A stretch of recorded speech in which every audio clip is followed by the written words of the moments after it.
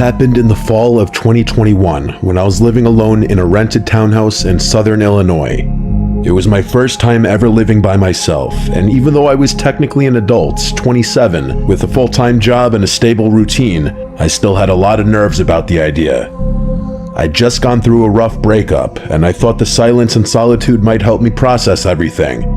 The townhouse was part of a small row of identical units, kind of plain but clean and quiet, tucked away in a sleepy cul-de-sac just off a rural highway. The neighborhood had that sterile suburban vibe. Lots of beige vinyl siding, trimmed hedges, wind chimes, and mailboxes with family names stenciled on them. Mostly older folk, but a few young families. I didn't know any of my neighbors well, but I liked it that way. I kept to myself. But almost right away, I noticed one person who stood out from the rest. He lived 3 doors down. A tall, heavy-set man, probably in his mid-40s, with a scruffy beard and a weird habit of standing outside his house at night, sometimes just pacing or smoking, sometimes doing nothing at all, just staring. I'd pull into my driveway after work around 9 or 10 p.m., and there he'd be, leaning against his porch rail or just standing at the edge of his driveway facing the street. He never waved, never smiled. He just stared. Even if I looked directly at him, I tried to ignore it. A couple of times I mentioned it to friends or my mom, and they said maybe he was just a night owl or had insomnia, but there was something unsettling about him, like he was always watching but never participating. It wasn't just that he was there, it was the stillness. He didn't fidget or check his phone or shift his weight. He just stood there like a statue. I told myself not to be paranoid, but the more time passed, the more that gnawing feeling in my gut grew. Then the noises started. It was around mid-September when I first heard it. I had just gotten home from work after a long shift. I worked late hours managing inventory at a distribution center, and I usually got in around 10:30 p.m., exhausted, grabbing a bite to eat, and crashing. That night, I fell asleep around midnight. At exactly 2:37 a.m., I woke up to a sound I can only describe as metal scraping against wood. At first, I thought I had dreamed it, but then I heard it again. A long, slow creaking noise, like an old gate opening. My bedroom was on the first floor, at the back of the unit, and I had a sliding glass door with vertical blinds that led to a small, fenced-in backyard. I sat up in bed, heart racing, and listened. There was a pause, then I heard footsteps, soft crunching sounds like someone walking slowly across gravel. My entire backyard was lined with decorative rock instead of grass, so you could hear every footstep clearly. These weren't animal sounds. I grabbed my phone and crept out of bed. I didn't have a weapon, just a dull kitchen knife I kept in my nightstand, just in case, which at the time felt kind of ridiculous. I crouched by the edge of the window and peeked through the blinds. I couldn't see anything. The motion light wasn't on, which meant either they were out of range or had come in a different way. I dialed 911. The dispatcher was calm, asked for my address, and told me officers were en route. I stayed crouched in the dark, barely breathing. About 10 minutes later, red and blue lights flickered through my front window. I got up, opened the door, and met the 2 officers outside. I explained everything, what I heard, what time it started. One of them walked around the back while the other stayed with me and asked a few questions. The officer in the yard came back and said the gate was closed and there were no signs of tampering, but said he'd write up a report just in case. They didn't see anyone. No footprints or damage. Basically no crime. One of them actually said, probably just a raccoon, and gave me a look that clearly said, "You're wasting our time." I didn't argue. They left after about 10 minutes. I didn't sleep the rest of that night. The next morning, I went outside to check the backyard myself. That's when I noticed something strange. There was a flat stone about the size of a paperback book, wedged under the bottom edge of the wooden fence gate. I hadn't noticed it before. The gate had a heavy spring that made it swing closed automatically, but the stone looked like it had been placed there specifically to stop it from closing all the way. It was subtle, like something someone would do if they wanted to come back later and slip in without making noise. I picked up the rock and tossed it across the yard. I called the police again and told them what I'd found.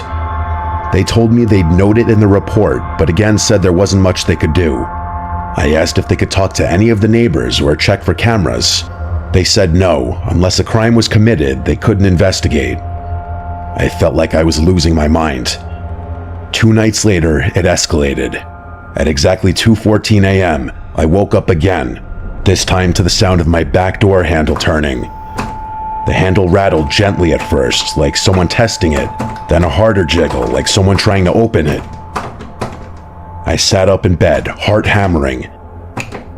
I couldn't see anything through the blinds, but I could feel someone standing on the other side. My mouth went dry. I picked up my phone with shaking hands and called the police again. While I waited, I crouched in the hallway out of view. I didn't have a gun or dog, just that stupid kitchen knife. My motion light clicked on, and through a tiny gap in the blinds, I saw a shadow move across the window. It was a man. He didn't run or try to hide. He just stood there. The same 2 officers showed up again. This time, they actually found footprints in the gravel, big ones, heading right up to the door. But again, they said since no entry had been made, there wasn't enough to go on. They promised to patrol the area more often and told me to keep my doors locked. The next day, I installed a camera. It was one of those mid-range Wi-Fi security cams. I set one up above the back door and another above the front porch. That night, I didn't go to bed. I sat in the living room with the lights off, watching the live feed on my phone. 2:14 a.m. came and went. Nothing happened. Then, at 2:23, the back camera triggered. A man stepped into frame. He walked in through the gate like he knew exactly how to move to avoid the motion sensor until the last second. He was tall and broad, wearing a black hoodie with the hood up, jeans, and gloves. He walked up to the door, looked up directly at the camera, and smiled.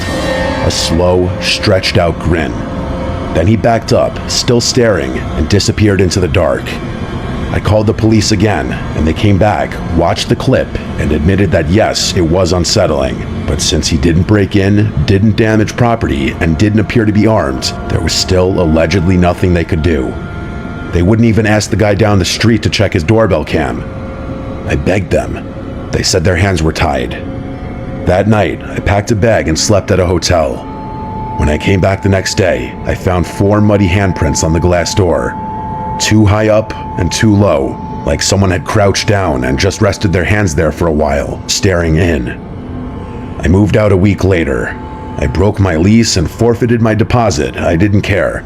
I couldn't stay there another night. The final straw was the note I found wedged in my mailbox the day I left. It was handwritten in small cramped letters on lined notebook paper. It said, "The cops leave, but I don't."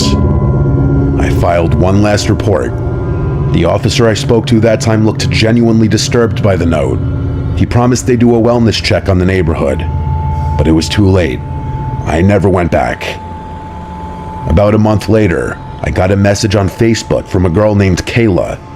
She said she was the new tenant who had moved into the unit after me. Her message said, "Hi, sorry to bother you. I think you used to live here. Did you ever have someone in a black hoodie hanging around the backyard? I keep hearing footsteps at night, and last night, someone knocked on the glass door around 2 a.m. and just stood there." I didn't reply. I didn't want to know what happened next.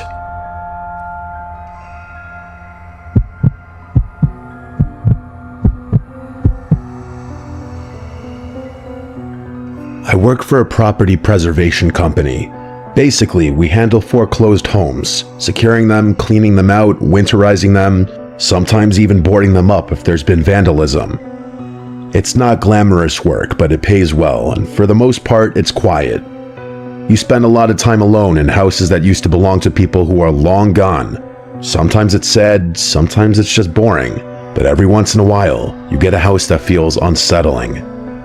This happened in 2020 when I was assigned to clear out a property in a rural part of upstate New York. It was one of those dying places, only one gas station, half the businesses shuttered, roads cracked and overgrown. The house itself was a small, one-story place off a dirt road, surrounded by overgrown brush and woods on 3 sides. No other homes nearby, just trees and silence. According to the file, The house had been foreclosed after the owner, an elderly woman, passed away, and no heirs had stepped forward to claim the estate. The utilities had been shut off for over a year. Our job was to catalog any remaining property, empty it out, and secure it for winter. I drove up on a Monday morning around 9 a.m. with a small box truck and all my gear. From the outside, the house looked intact. Windows closed, door locked, roof fine. Just a lot of weeds and vines climbing up the porch. I had to shove the front door open because it had swollen in the frame, but once inside, everything looked pretty standard. It was dusty, stale air and faded furniture. Then my work phone rang. It startled me because I had no signal out there. I'd already checked and noticed I had no bars, but the phone buzzed anyway. There was no number on the caller ID. It just said unknown caller. I answered, and there was nothing. Just a low crackling sound, like static. I said hello twice, then hung up. Chalked it up to a glitch. I got to work. I always start with photos, documenting every room, every item. The living room was cluttered with old furniture, lace curtains, some framed paintings. It reminded me of my grandma's house. Heavy furniture, doilies, porcelain figures. The hallway had a smell. Not rot, more like mildew and dust, and something faintly metallic. There were 3 bedrooms. One had been stripped bare except for a sagging mattress on the floor. Another was clearly a sewing room, with thread spools everywhere and a dusty machine on the desk. I took a closer look, and there was a corkboard filled with old newspaper clippings. They were mostly obituaries. Dozens of them, all clipped out with scissors and pinned carefully to the board. No names I recognized, all local. I moved on. In the master bedroom, there was a rotary phone on the nightstand. I remember stopping and staring at it for a second because I hadn't seen one in years. It was off-white, yellowed with age, with a long coiled cord. The kind of phone that would never ring again because the line had been cut long ago. I moved on to the bathroom. That's when my phone rang again.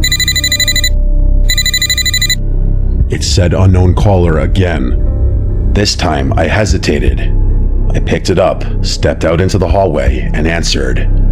Again, nothing. But this time, after about 5 seconds, I heard a whisper.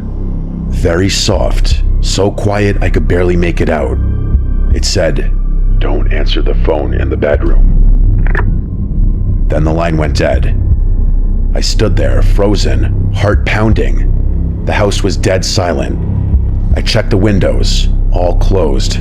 Nobody was outside, and there was no sign of forced entry. My first thought was that someone had pranked me. It's what anyone would think. Maybe one of the other crew guys was messing with me, but no one else knew I was there that early. And again, I had no signal. I checked my phone. 1 bar, then nothing. Like it flickered in and out of existence. I tried calling my supervisor, but the call failed. I decided to finish the job quickly. I started boxing up loose items in the living room, books, figurines, dusty glassware. But the whole time, I felt off, like I was being watched. I kept glancing toward the hallway, half expecting to see someone standing down there. Then the phone rang a 3rd time. But not my phone, the rotary phone in the bedroom. I heard it from across the house, a shrill, mechanical ring that echoed through the rooms. That phone should have been dead. The line was disconnected. No dial tone and no service, but yet it rang, like an old-fashioned bell. I walked slowly down the hallway toward the bedroom, phone still in my hand. It rang again and again. I stepped into the doorway. The phone sat on the nightstand, the receiver trembling slightly with each ring. There was no chance I was picking up that phone. The rings eventually stopped. I backed out of the room.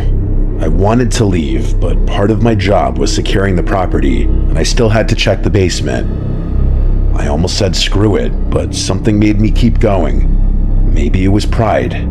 Maybe I just didn't want to admit how scared I was. The basement door was in the kitchen. I opened it slowly. The stairs creaked as I stepped down, flashlight in hand. I smelled mold and something like rust. There were shelves along the wall, filled with old paint cans and some broken furniture. In the back corner, there was a small table. On it, a cordless phone, a newer model. It was gray plastic and covered in dust, and next to it, a stack of yellowed notebooks. I picked one up and flipped through it. Each page had a name and a date and a short sentence. Lena H., July 3rd, 2019, rang once, didn't answer. Carl M., September 12th, 2019, picked up, warned him. It was more like this, dozens of entries. I dropped the notebook, and my heart felt like it completely dropped out of my body as I looked around the basement, fearing I wasn't alone down there and that someone was watching me from any corner in the darkness. I rushed back up the stairs, looking behind me the whole time, heart in my throat. I didn't finish the job. I drove straight back to the office and turned in my report. I didn't tell them everything. I just said the property was unsafe and possibly had squatters or interference. They reassigned the job to another crew. 2 days later, I got a text from one of the other guys, Mark. He'd gone out there that morning to finish the job. I hadn't told him specifically what happened. His message said, "The phone in the bedroom with no service rang while I was in there. What the hell?" I called his work cell phone immediately, and he told me he didn't answer the phone in the house because he was too freaked out. The next day, Mark apparently quit without notice and never returned to work. He's not dead or anything. I admittedly looked him up on Facebook eventually, and he posted stuff since then, but I never spoke to him again. I don't know what else he saw in the house, but it must have been something bad enough for him to want to distance himself from this job. My boss did call the police to report the potential squatters after Mark quit, but they found nobody inside of the house. Everything about that house, from its location to its eerie, dilapidated interior, to the phone calls to my cell phone, and that voice on that line, and that damn house phone ringing. It's like I found myself in a legitimate horror movie. I swear it had to be one of two things: an elaborate sick prank or an equally elaborate trap.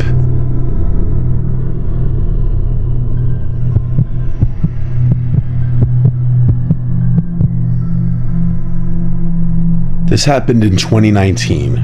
I was in my late 20s, living alone in a rental house in a quiet neighborhood on the edge of town.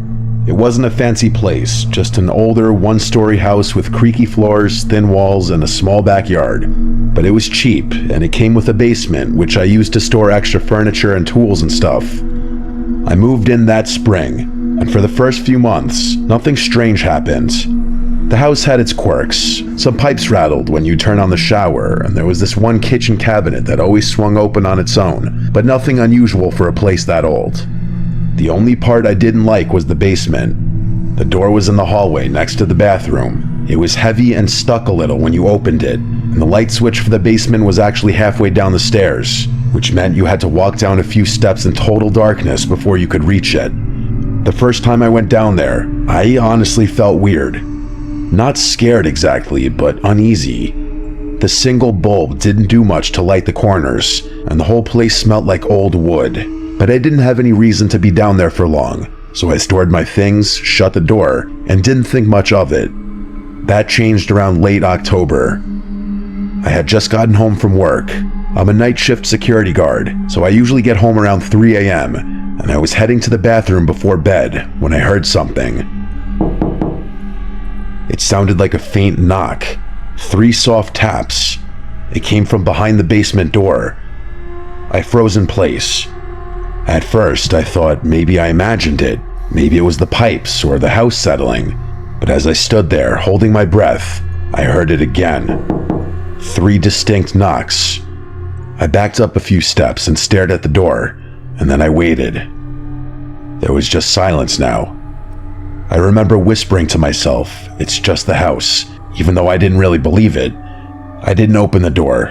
I went to my bedroom, locked the door, and stayed awake for the next 2 hours, listening. Eventually, I fell asleep with the TV on. The next morning, I checked the basement. I opened the door, went down the stairs, and turned on the light. Everything was exactly the way I left it. No signs of anyone having been down there. No footprints in the dust, no broken windows. I convinced myself it had to be the house shifting or maybe a small animal that got in somehow. I moved on, but a few nights later, it happened again. This time, I was in the bathroom brushing my teeth when I heard the knock. Not 3 taps this time, just 1, but it was loud, and it was close, like someone had used their knuckles hard against the basement door. I opened the bathroom door and looked. The basement door was closed. Nothing moved. The hallway was quiet. I walked over and put my ear against the wood. At first, I heard nothing, but then, very faint, I heard what sounded like breathing. Slow, steady, as if someone was standing on the other side, waiting. I backed away and went to my room, again locking the door. I called my landlord. I told him something strange was going on in the basement, that I thought someone had maybe gotten into the house somehow. He seemed skeptical, but said he'd come by to check it out. When he arrived in the morning, we both went down into the basement together. He looked around, checked the windows, the walls, even the foundation. Nothing was damaged or broken. No signs of a break-in or animals. I didn't say anything. I couldn't explain what I was hearing, and I didn't want to sound crazy. For the next week, things were quiet. I started to think that maybe I was just overtired or imagining things. I was working too much after all. But then, one night around 2 a.m., I was sitting on my couch watching TV when I heard the basement door creak. Not a knock or slam, but a creak, like it was slowly swinging open. I sat up straight and turned off the volume. I could hear it, the slow, grinding creak of the hinges moving. I got up and peeked down the hallway, and the basement door was wide open. I hadn't opened it in over a week. I hadn't even touched it. I grabbed a flashlight and slowly walked toward it. I didn't have a weapon, but I had no choice. I had to know what was going on. I stood at the top of the stairs and shined the light down. The basement was pitch black. The bulb wasn't on. I reached around the corner and flicked the switch. Nothing. It was dead. The bulb must have burned out. That's when I heard footsteps coming up the stairs. They weren't rushing, they were slow, but they were 100% footsteps. I backed away. My hands were shaking. I slammed the door shut and held the handle tight. For a moment, I felt the pressure of something on the other side, like it was leaning against the door. Then it stopped. I locked the door and called the police. I told them someone was in my basement. They showed up about 10 minutes later, and 2 officers cleared the house and went down into the basement. I stood in the front yard, waiting, and after what felt like forever, they came back up. They said they didn't find anyone, no signs of forced entry or anyone hiding. Nothing was even disturbed. One of them even tried to laugh it off, asking if I'd been watching scary movies. I knew what I heard. After they left, I didn't go back inside right away. I just stood there, staring at that house. Finally, I went back in, locked every door and window, and stayed up until the sun came up. That morning, I bought a padlock and installed it on the basement door. I didn't care if it was allowed or not. I needed it. For the next month, the basement stayed quiet. No sounds or knocks or anything. I almost let myself relax. Then one night, I got home from work and noticed the basement door was open. Not just unlocked, the padlock was lying on the floor, broken. The door itself was slightly ajar. I hadn't touched that door in weeks. I stood there staring at it, and for the first time, I realized something. Every time this had happened, every noise and every knock, it had always happened at night when I was alone. I did not go down. I couldn't. I packed a bag, left the house, and stayed at a friend's place for a few days. When I came back, I literally nailed the basement door shut. I even wedged a chair against the door. I didn't care if the landlord got mad. I just couldn't look at that door anymore. A few nights later, around 3 a.m., I was laying in bed when I heard a sound that I still can't explain. It was a voice. It wasn't loud. It wasn't even someone speaking, like the barely audible sound of a rumble of someone's vocal cords. It came from somewhere beneath the floorboards, directly under my bed. That was it. I called the police again. They showed up, did their search, and nothing turned up again. So So I packed everything, minus the stuff in the basement, and I left. I didn't even wait for the lease to end. I don't know what was in that basement. I don't want to know. All I can say is that sometimes when I lie awake at night in my new apartment, I think about all this, and I wonder if I'd waited just a little longer, what would have come up those steps.